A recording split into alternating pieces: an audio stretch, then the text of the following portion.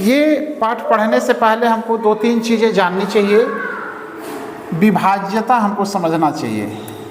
ये आता रहेगा तो ये दोनों चैप्टर तुम बढ़िया से पढ़ लोगे। विभाज्यता, विभाज्यता का मतलब कि कोई भी संख्या किससे डिविजिबल है, किससे कटेगी, या तुम संख्या देखते ही जान जाओ। तो कुछ संख्याओं के लिए हम जाने, जैसे 2 से विभाज्य संख्याएं हमको जानना है। तुमको कोई संख्या देख के यह जानना है कि वह संख्या 2 से कटेगी कि नहीं कटेगी। कैसे पता लगाओगे? 2 से विभाज्य संख्याएं, कोई भी संख्या देखोगे, देखते ही जान जाना है कि 2 से कटेगी कि नहीं कटेगी। इसलिए कोई भी संख्या देखो, अगर उसके इकाई स्थान पर, इकाई के स्थान पर 0 हो, 2 हो, 4 हो, 6, 8, 1, 2, 3, 4, 5, इन पाँचों में से कोई भी अंक अगर इकाई पर है तो वह संख्या 2 से कट जाएगी। ये तुमको ध्यान में रखना है हमेशा। जैसे हम एक संख्या लिख रहे हैं, मान लो हम लिख दिए 40, 2 से कटेगी कि नहीं कटेगी? अब देखो जानना कितना आसान हो गया। एक बड़ी सी संख्या लिख रहे हैं 3, 5, 8, 9, 2, यह 2 से कटेगा कि नहीं कटेगा? कहाँ से पता चल रहा है? केवल हम इस अंक को देख रहे हैं। इकाई पर क्या है? 2, और जो हम तुमको लिस्ट दिए हैं इसमें 2 है, यानी इकाई पर अगर 2 की संख्या है तो 2 से कट जाएगी। इसको याद रख लेना है। कोई भी संख्या जिसके इकाई पर 2 हो वह संख्या 2 से कट जाएगी, संख्या चाहे जितनी भी बड़ी हो। 3 से देखने का क्या तरीका है? 3 से विभाज्यता कैसे चेक करोगे? किसी को पता हो तो बताए। मान लो हम एक संख्या लिख दिए 7, 2, 9, हमको चेक करना ये 3 से कटेगी कि नहीं। ध्यान से समझ लो इसको। तो इसमें जितने अंक हैं इन सबको जोड़ लो। 7 धन 2 धन 9, 7 2 9 9 18, और जोड़ने के बाद जो संख्या आती है वह छोटी हो गई। इसको चेक कर लो कि यह 3 से कटेगा कि नहीं कटेगा। तो 18 3 से कटता है कि नहीं कटता है? अगर मान लो ये बड़ा है तो इनको फिर जोड़ लो, 18 को भी जोड़ लो, तो 8 और 1 9, कितना हो जाएगा? 9 हो जाएगा। यहाँ ला के चेक कर लो। अब तो एक छोटा अंक हो गया ना।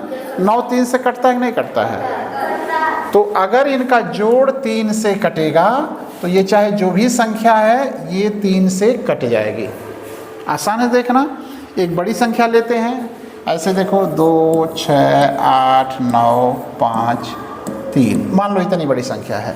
ये 3 से कटेगी कि नहीं हमको जानना है। बस जोड़ना शुरू करो।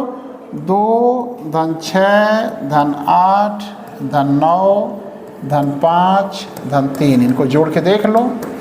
2 6 8 8 16, 9 25, 35, 3 33 आ गया। 33 को अगर हम नहीं देख पा रहे तो इनको भी जोड़ लो। 3 और 3 जोड़ेंगे तो कितना हो जाएगा? 6। ये देखो 3 से कटता है कि नहीं कटता है? इसका मतलब ये पूरी संख्या 3 से आसान हो गया देखना। कौन सी संख्या 2 से कटेगी, कौन 3 से कटेगी, जान पाओगे। इसके बाद तुमको जानना है 4 से। एक और देख लो, 4 से कौन सी संख्या कटती है? 4 से विभाज्यता। 4 का पहाड़ा याद है सबको? तो जब 4 का पहाड़ा याद है तो ये भी जानना आसान है। यहाँ देखो कोई भी संख्या लिखी हुई है, 8 2 3 2 4, ये लिखी हुई है। ये 4 से कटेगी कि नहीं हमको पता लगाना है। कैसे पता? अंदाज़ा लगा के कन्फर्म जानना है हमको।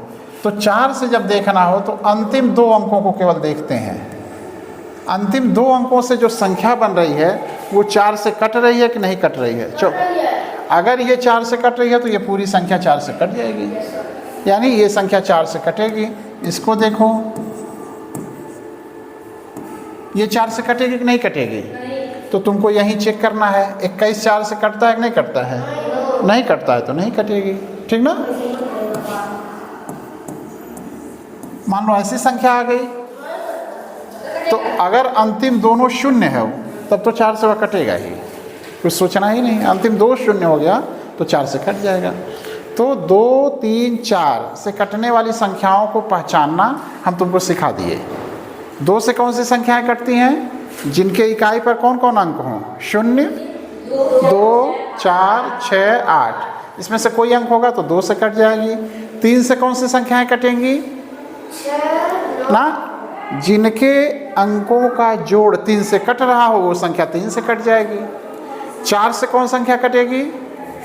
जिनमें इकाई और दहाई को मिलाकर जो संख्या बन रही है वो अगर 4 से कट जा रहा है तो कट जाएगी। इसके अलावा अगर इकाई और दहाई दोनों 0 हैं तो भी 4 से कट जाएगी।